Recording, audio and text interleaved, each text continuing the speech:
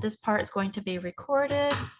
Welcome everyone to the 9th Sunday Conversations of 2023, presented by the Massachusetts ME/CFS and FM Association, also known as MassME.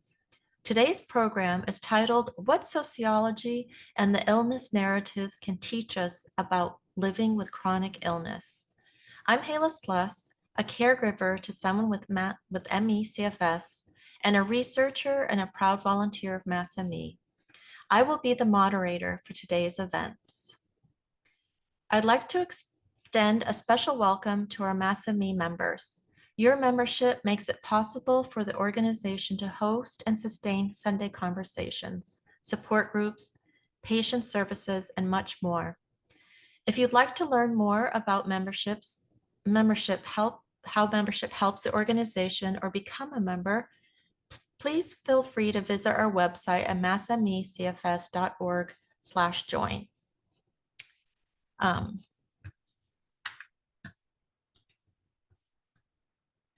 Now I'll introduce today's speaker.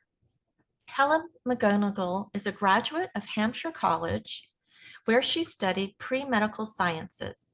For her senior thesis there, she conducted an ethnographic study of college students living with contested chronic illness, including chronic or post-treatment Lyme disease syndrome, ME/CFS, and fibromyalgia. Today, she will highlight the findings from this incredible research project, explore the early histories of these illnesses, and what exactly makes them so contested. I apologize for that. No worries, Helen. Even with all the planning, right? Today, she will highlight the findings from this research project, explore early histories of these illnesses, and what exactly makes them so contested. She will also be joined by one of her classmates whose experiences helped illuminate her research. Welcome, Helen, and thank you for presenting today to us. Take it away. Thanks so much, Helen, for your introduction, and hello, everyone. It's so great to be speaking with you today, and I'm really happy to share this presentation with you all. So I'd like to give just a brief background to this talk before I get started. Like Hela said, I started studies in college, not being a patient myself, and I didn't really know anything about this grouping of illnesses at all, and was really lucky to be exposed to this world through some of the people in my life at the time and through some coursework that really shined a light on the difficulties that patients face and just how unique they are in the medical setting. And fast forward a few years from that introduction, and I spent the almost entirety of my final year in school conducting a literature review and interviewing students to really answer two main questions. The first was to really get a sense of where we were today, and two, how we got there. So I'm going to break this part up this talk into three parts, starting with some specific chronic illnesses and their origins, which may be earlier than you would expect. So to answer this first question, really, how did we get here? So ME/CFS, fibromyalgia, and chronic Lyme disease share a host of medically unexplained symptoms, or MUS. And this is not to say that there aren't underlying medical explanations, of course, but really that physicians and researchers are forced to establish diagnostic criteria, usually in the absence of biomarkers or other clinical pathology. So these diagnostic criteria are based on subjective symptoms that are often quantified or categorized through qualitative measurements, things like graded scales or the tender point examination as an example. And while each of these respective illnesses have their unique path to their emergence in modern medicine, they really share a lot of similarities in terms of symptoms, methodologically as diagnoses of exclusion in particular, and these philosophical issues within biomedicine and society because of that. So obviously the breadth of shared symptoms is wide across these, and this is only a brief selection kind of highlighted, but ranging from chronic pain and specific tender areas, fatigue, impaired motor function, visual, hearing, and cognitive disturbances. And these types of somatic symptoms are usually unable to be corroborated by medical technology, no matter how real they are to the patient. And that is at the crux of what makes these illnesses so unique. Also speaking more historically, this kind of shared symptom set has really shifted from being objects of religion long ago to different specialties in medicine like neurology, rheumatology, immunology, and repeatedly psychology, unfortunately. So that was really the reasons that I chose kind of this grouping of illnesses in particular, and kind of tracing their emergence in the literature from their earliest forms. So in doing that, it was really clear that a long legacy of conditions composed of these somatic symptoms, fatigue, and pain preceded the seemingly new emergence of these three specific diseases as they're currently understood. So I'm going to do just kind of a brief background into this history, really just to create some context and linearity to this chronology and better understand the modern patient experience where we're today. So to start, in green are highlighted as some of the earliest case definitions of either what we now know of, like ME/CFS, fibromyalgia, and chronic Lyme, or kind of their predecessors. So to start with ME/CFS, the ME portion, myalgic encephalomyelitis, was first used to describe a pattern of these disease outbreaks that were documented in the 40s and 50s in a few places. At the time, it was described as Icelandic disease or Aikiuri disease or benign myalgic encephalomyelitis. And the encephalomyelitis term was used to describe inflammation, while the brain portion, encephalo, was used to really describe why this disease was perceived with an infectious onset affecting the central nervous system. So one of those first case documentations was published in The Lancet in 1957, and it really confused researchers and physicians. A few patients, I think there were 16, they first thought they had forms of polio or meningitis or some sort of fever. The symptoms included like a rapid onset of headache, giddiness, or what was kind of known as vertigo at the time, general pain in the back, limbs, neck, and chest, vomiting, and nausea, as well as visual disturbances and muscle cramping. And even though these physical signs were really similar to true polio, at the time, the immunological serology proved otherwise, and they knew that that's not what they had. So they were left pretty perplexed. One of the next most kind of pressing grouping of those symptoms was in the 80s, which is when most people understand ME/CFS to have origin kind of classically, with another series of outbreaks with people who also tested positive for Epstein-Barr virus, or EBV, which is also the primary cause of mononucleosis, or mono. So as it formerly was known, the CFS part and chronic mononucleosis syndrome, a diagnostic criteria was published that really described the symptoms of the disabling fatigue, low-grade fever, and this other conglomerate of kind of non-specific symptoms with sore throat, myalgia, and general pain that lasted for many months and was accompanied by that EBV serology. In addition, they really were trying to focus on, do these patients have other autoimmune or other malignancies that could account for the symptoms? And if not, that's when they really thought that they had ME/CFS. So following that, people are a little more familiar with the history of ME/CFS today. But as you can see, that goes back a few decades. Moving to fibromyalgia, in 1904, one of the first definitions was published, not of fibromyalgia, but of its kind of predecessor, which was known as fibrositis. That was used to explain this kind of pain and tenderness across areas of the joints and muscles, some in the lower back, the arms, and it was really accompanied by a stiff neck and a sore throat. It was one of the really important hallmarks. Because it was usually this often onset of pain persisted long after injury, they didn't really want to call it a myalgia or a neuralgia, meaning nerve and muscle pain, but they chose fibrositis to kind of replace these former conceptions of lumbago or back pain or a muscular rheumatism when they were trying to figure out the pathology of rheumatoid arthritis, which had similar presentations. And by the 40s, new definitions had come out where they really thought that, still kind of under this understanding of fibrositis, that it was caused by strain, wear and tear, or chill, so kind of like a stress-induced onset. And it was diagnosed by this evidence of these fibrocytic nodules, these small lumps that were usually found at these points of tenderness. that definition continued to grow until the 70s, 80s, and by the 90s, the more recent understandings of what we now know as fibromyalgia were really starting to develop.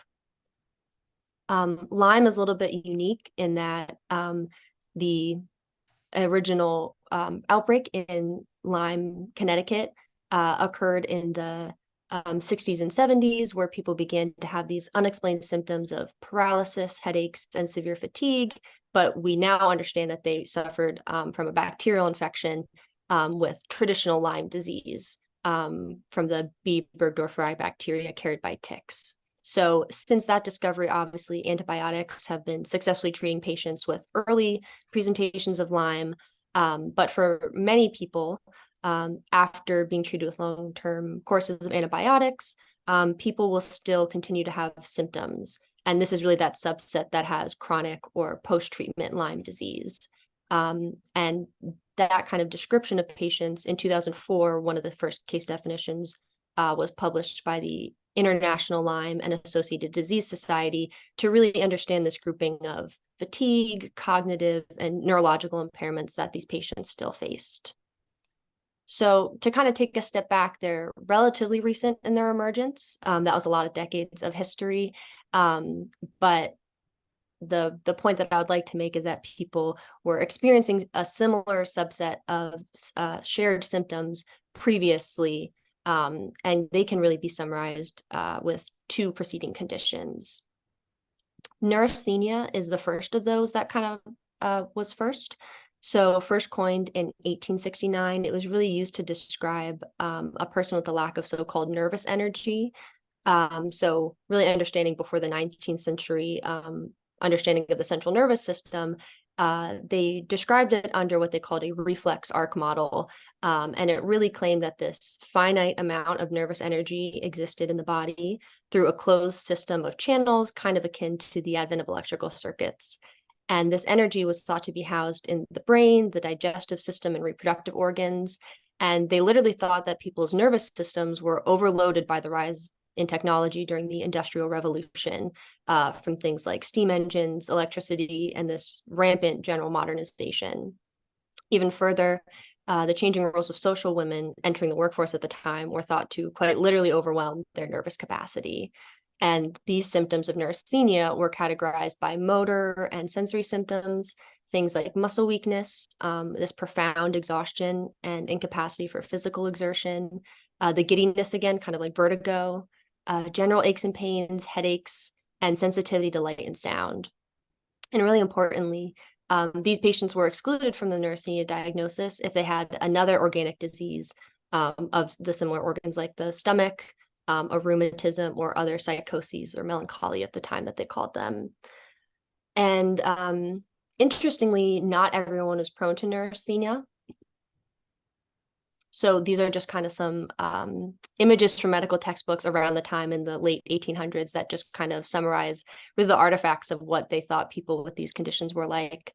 So it was really hypothesized that only affluent populations, especially in North America, were susceptible to the impacts of this modernization and this rampant capitalism developing, and that it was really tied to both race and class. And the evidence that they used was that these were conditions of racial superiority at the time, after Charles Darwin's evolutionary theory was published. Social Darwinism was really claimed, used as a claim that more civilized populations were more evolved, which included their nervous systems and literally made them more susceptible to this malady. And as time progressed, this diagnosis of neurasthenia waned in popularity in the United States, with the eventual rejection of that reflex arc model of neurology at the turn of the 20th century. And instead, as new medical models came out, we were kind of left with this emergent central nervous system theory on the one hand, and psychogenic manifestations on the other, to account for these symptoms that people were still experiencing. So here, it's really clear that the limits of medical technology and knowledge at the time shaped that etiology of neurasthenia during its heyday, and it really struggled to adjust as new models of the body emerged, and those scientific advancements changed our understanding of biology. So patients of neurasthenia were in a really similar predicament to patients with some contested chronic illnesses now. And really interestingly, while neurasthenia as a diagnosis has faded in the United States, it has remained a really prominent diagnosis in China. The author Arthur Kleinman has done a lot of research on this, and he's theorized that the diagnosis there functions as an alternative to psychological diagnoses in the face of the stigma of mental illness in China. So while its use has changed over time and over places, it's really clear that the shared symptom set has pervaded time and culture. So preceding even the neurasthenia terminology and diagnosis is hysteria. So this one is a much longer and really encompassing complex history, but I have a kind of summarized timeline here, literally translated from the Greek word for uterus, hystera. Hysteria was used to describe the behavioral fits of women whose disease was located in their womb and affected different areas of their body, literally moving in the inside of them, or so they thought. And these notions persisted for thousands of years to be both highly gendered and connotated with religious excitement during the Middle Ages, and later reemerged during the Salem witch trials. So at the turn of the 20th century, hysteria was really divorced from those connotations and was attempted to be framed as an object of neurology, as a psychoneuroses. So although this description might sound like a psychological origin, the physical symptoms were described as visual and hearing impairments, a paralysis that did not result in the atrophy of their muscles, a rapid pulse, and often the onset of a fever. So this new definition at the turn of the 20th century really started in France, where it was championed as that organic neurological disease by a physician whose name was Jean-Martin Charcot. And different connotations of hysteria were almost exclusively psychological and social. They've been extensively explored by feminist theorists as a tool of medicalization, oppression, and the pathologization of women's bodies. But Charcot was credited with this hysterical phenomenon, this kind of grand display of symptoms. So in his lifetime, Charcot was really seeking to do just the opposite by actually validating the symptoms of hysteria by asserting their cause as neurological. He worked in a famous sanatorium, the Salpêtrière, that was really an infirmary for women. And there he quickly rose to prominence and was credited with distinguishing what we now know as multiple sclerosis and Parkinson's disease among his patients. So he was among the same cohort of physicians distinguishing the symptoms of other erratic behavior and debilitation among women between MS, epilepsy, and hypochondria. So as these new differentiations evolved, that legacy of hysteria still persisted, and although it kind of died away, it wasn't removed from the Diagnostic and Statistical Manual, or the DSM, until 1980. So clearly the impacts and the connotations are really far-reaching. Hi, Helen. Just if you could try to speak a little bit more slowly. We got some comments in the chat. Thanks. Oh, yeah. If at all possible. I know there's a lot of content. Sure. So apologies, yeah, definitely can slow down. So to zoom out and really take a look at this conceptual timeline, each of these diagnoses and their diagnostic criteria and their emergence were really initially viewed in the same tension between organic disease and psychosomatic presentations, or even theologic earlier on. And today, these most current diagnostic criteria have all become increasingly biomedicalized, with consensus as organic diseases that just have not yet been fully understood. And this is what really becomes the main challenge for patients. So now that this context has been set for kind of this web of shared symptom sets and really getting to the base of where do they come from and what do we call them, the next question is really to answer that part two of where we are. So in this next portion, I'd like to highlight a few models and concepts that are helpful for characterizing the experience of patients from both the social sciences and the medical humanities. So these are some of the concepts that I'm going to be talking about, including the illness narratives, goals of medicine, typologies of illness and disease, and understanding this distinction of unhealthy versus healthy disabled.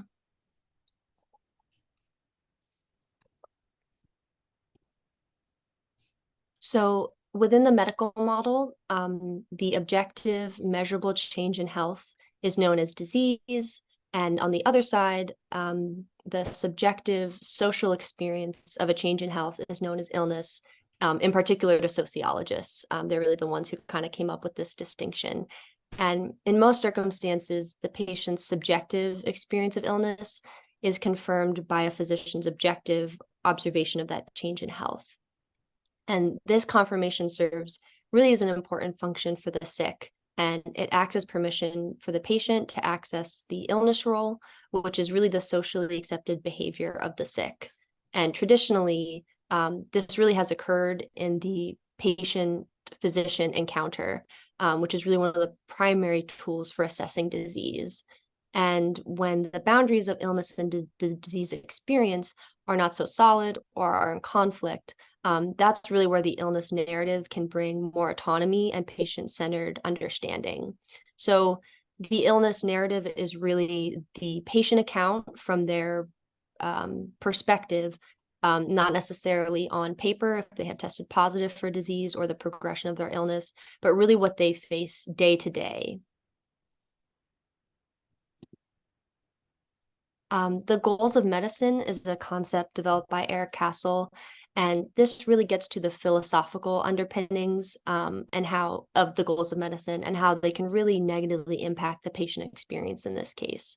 So primarily the main theme that emerges is the tension in managing uncertainty. So patients really grapple with this inability to be known and believed and understood by the institution of medicine and their clinicians, while clinicians on the flip side are grappling with the inability to effectively help their patients and fulfill their role as a healer. And these structures, by consequence, force people to socially view these illnesses as less threatening or less serious in comparison. And this is what really lends itself to the social stigma and that inability to access the sick role. So when that happens, patients are not allowed to be exempt from certain activities because they're not viewed as ill. And it really changes to their internal locus as well, that they cannot view themselves as someone who is sick, and they're not given that permission. And in both the cases, this kind of tension between, well, when we're figuring out these diseases, are they organic disease? Is it a mental health situation? In both, patients really aren't helped because if a clinician is going to scapegoat a patient's symptoms to mental health, patients are going to go get treatment, maybe things like cognitive behavioral therapy. But when they undergo that treatment, their symptoms don't subside and they're still unwell. And then they become basically both rejected from the organic disease definition as well as maybe a mental health explanation. And so at the end of the day, patients are really left without effective treatment and help, which is really the crux of the problem. Going back to this managing uncertainty, this is a graphic by Sarah Nettleton that I think is really helpful for kind of putting these two concepts together. So to orient us, looking at this graphic on the left axis, medical knowledge is dichotomized into certain or uncertain, and consent into agreed or contested. And basically there's these categories and these quadrants of where those overlap. So she demonstrates really that traditional disease is confirmed by medical knowledge, and consent, really just consensus, is agreed upon and falls into category A. So she uses an example like cancer. And patients with medically unexplained symptoms fall into category D, in which medical knowledge is uncertain about their symptoms in this absence maybe of clinical pathology, and then the consent of their illness or a consensus of are you sick is really contested. So she really gets to the heart of, when these boundaries are being continuously solidified and adjusted as our understanding of the etiology and pathology of disease grows, this really greater understanding is fueled by really medical advancements in science and technology and imaging. At the same time, as those categories and boundaries are created between the spectrum of healthy and ill, that ambivalence can grow as well. So in this uncertainty, the need really becomes more precise and intensifies for those left in that gray area of ambivalence. And they may demand more categorization to be better understood in the medical system and accepted socially as ill. So this is why the diagnosis is beyond important, not just for the actual treatment of one's disease, but how it really validates and functions in their sense of navigation throughout the world in a social sense. And finally, I'd like to point to kind of relations to disability and this concept of healthy versus unhealthy disabled, developed by Susan Wendell. So her work began in the course of disability studies, distinguishing those with disabilities who are also ill from those who are disabled but healthy. And this was an attempt to counter the devaluation of disabled people, really this push to or have an assumption that all disabilities should be prevented, treated, and cured by medicine. And she describes how other chronic conditions are really continually welcomed into disability groups, things like fibromyalgia and ME/CFS in particular. And in addition, she really shows how this entanglement of feminist theory and women, since they are more likely usually to be diagnosed with these diseases or this grouping of chronic illnesses, really gives them a unique illness experience than men. So all of this to say, the distinction can really give a lot of clarity to that social stigma. So she describes healthy disabled as those whose physical condition and capabilities are relatively stable and predictable. They might generally consider themselves healthy. And in contrast, those who are disabled and experience illness are described as unhealthy disabled. So to aid in that distinction, she also defines chronic illnesses as those which are long-lasting, usually not cured, and not immediately life-threatening. So in relation to the function of a diagnosis, she's really championed thinking of chronic illness from this patient-centered perspective, as opposed to a disease or diagnosis-centered understanding, because of these fluctuations that are usually present in one's ability, the severity of their illness, as well as the duration. And at the end of the day, this way of thinking really provides a much richer view into the world of chronic illness. So she breaks down these chronic conditions and their symptoms temporally, as well describing that these can be acutely chronic or fluctuating between periods of acute episodes and periods of dormancy. And her point is that people with chronic conditions arising from illness are often socially treated like those with disabilities. At the same time, they're rejected from accessing that sick role. So these frameworks can really give some clarity and voice to these deeper causes of stigma and barriers to care that patients with ME/CFS, fibromyalgia, and chronic Lyme can face. And that their symptoms on their own can be so debilitating, but why they have such a distinct illness experience from those with other types of diseases is really clear here. So the third part that I'd like to describe is really, I came to these conclusions and I wanted to know, well, what about the people that are around me? And for my senior thesis at the time, I conducted ethnographic interviews with students to really get a sense of, do they experience what I'm reading in the literature and what other social scientists have found in terms of these chronic conditions and navigating through the world? So this was the cover of my thesis, and I really did a series of questions to get at these topics, things like the doctor-patient relationship, their lived experience, how mental health has been situated in either their diagnosis or has been impacted because of their diagnosis, and influences of their identity. People have really complex family, financial, and social situations that all really change how they access medicine and kind of the course of their disease. So again, these 5 chronic congested conditions, kind of coming from this history of hysteria and neurasthenia to today's illnesses of ME/CFS, fibromyalgia, and chronic Lyme, are really the few that I focused on. And this is the end portion of the discussion, but I'd like to move through some of my credits here and actually move on to the discussion portion of today's section, where I'd like to speak with my friend and colleague and former classmate, Elaine Robinson, who was one of my original participants in my ethnographic study. So instead of kind of reviewing what other people have said, she has really graciously agreed to join us today so that I can ask her some of the questions relating to her illness. So Elaine, welcome. Thank you for speaking today. So I wanted to ask you some of the questions from my original ethnographic interview. So I wanted to start off with the first one, really just how has your daily life changed due to your chronic illness? And kind of, can you tell me about a typical day for you now? So when I was very sick, I'm mostly recovered now. So my illness affects me much less.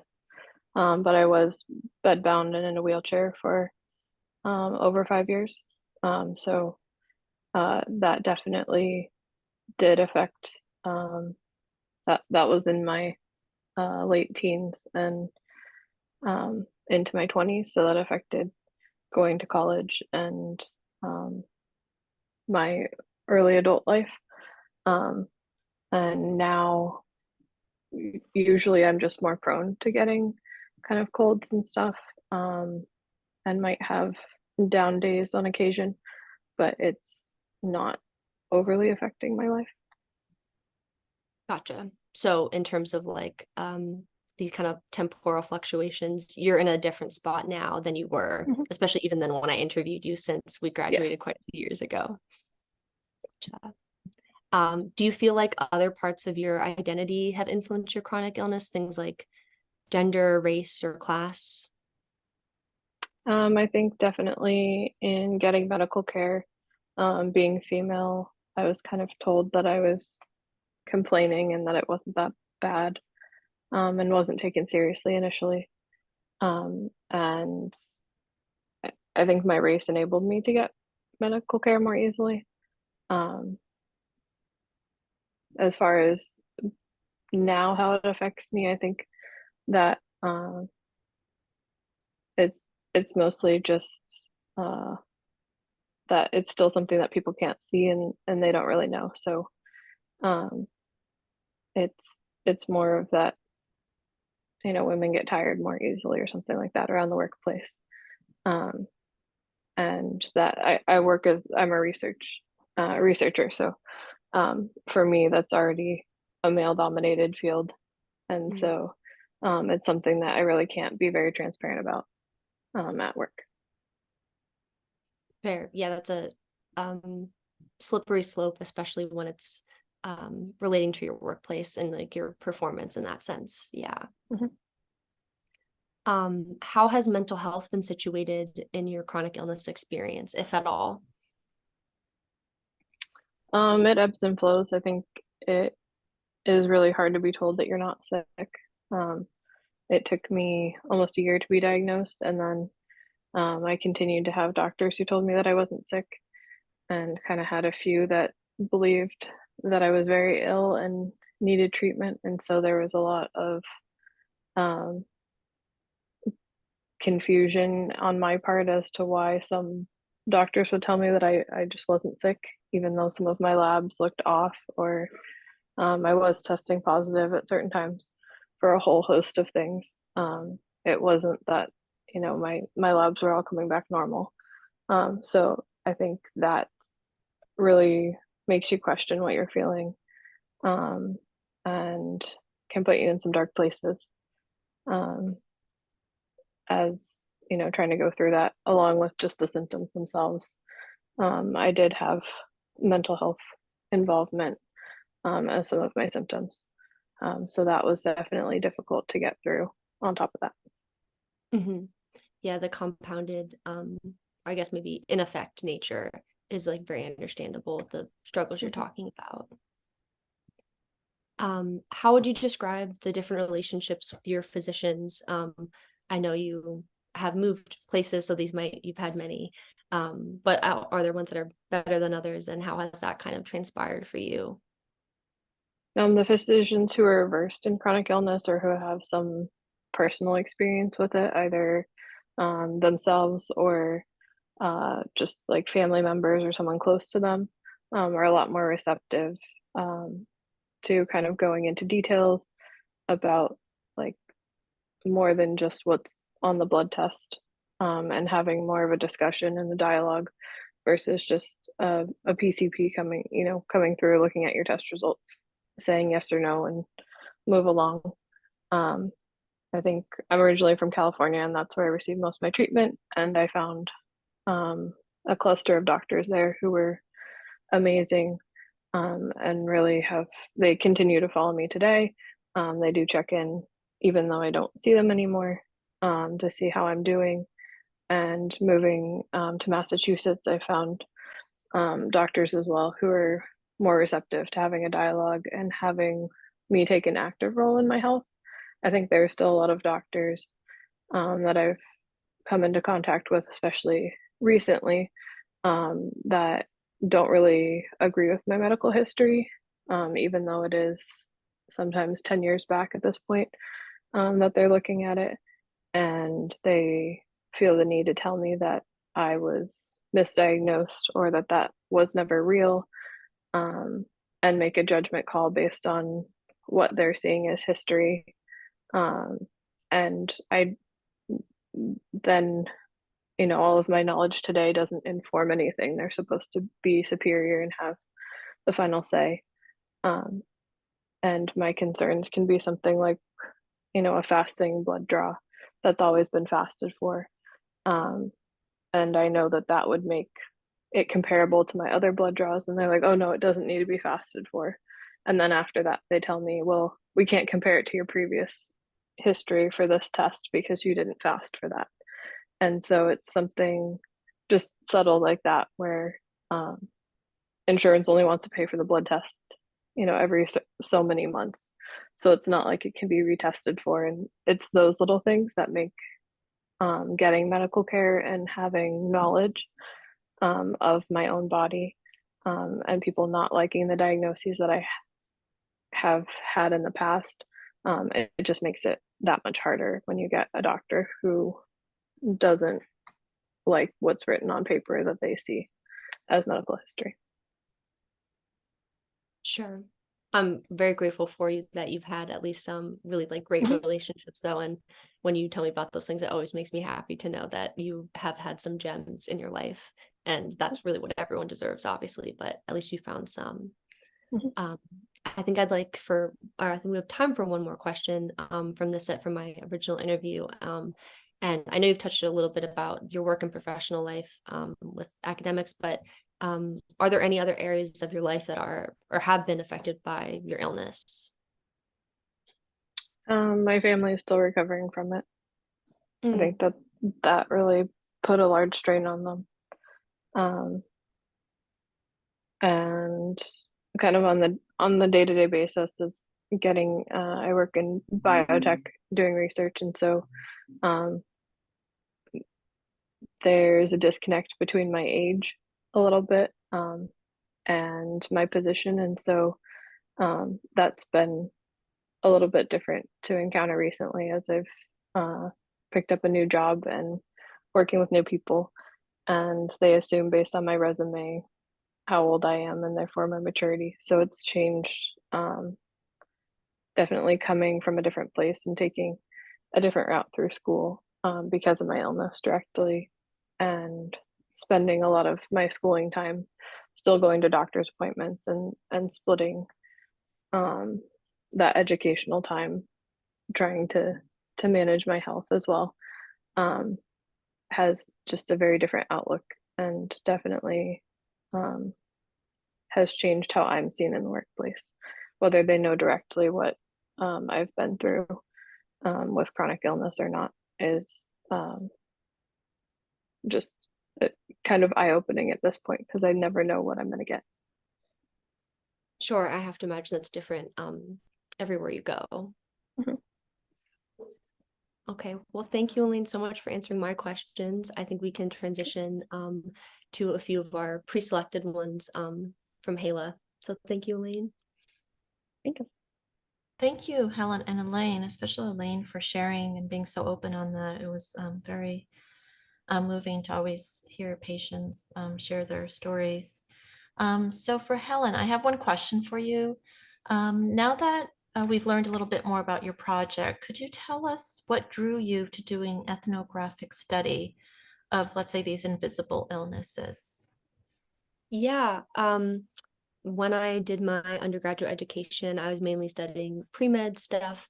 I worked with Elaine as well on doing a lot of laboratory bench work and had a real interest in that. But I think as I moved through school and learned more about the social sciences, I just really fell in love with what they could kind of speak to in medicine and about health.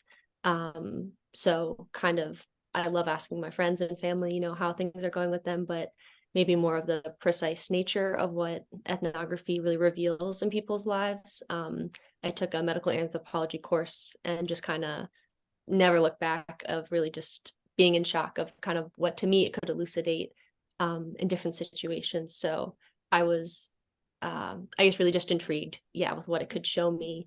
That just seemed like I couldn't read this anywhere else or from other sources.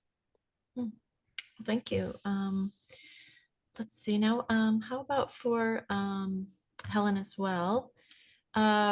Would you include long COVID as a contested illness? How would you fit that into your the different stories here? I certainly would. To set the timeline, I wrote this thesis in 2020, and COVID, Elaine and I actually we were one of the graduating classes that got booted out of college and kind of got sent home in the early stages of the pandemic. So even though that was really unfolding at that time when I was going through these ideas, the more that has come out, the more it pertains and rings true, that it certainly could be grouped in that classification. And even though obviously a lot more research is being done, the continual overlap that it has, especially with ME/CFS, is just becoming increasingly clear. But I think it's at least don't want to say a hopeful one, but the fact that it has been such a huge, or the fact that it's implicated in so many different people's lives and across the globe, I think is really shining a light on these other contested chronic illnesses and kind of really raising awareness and voices like all over.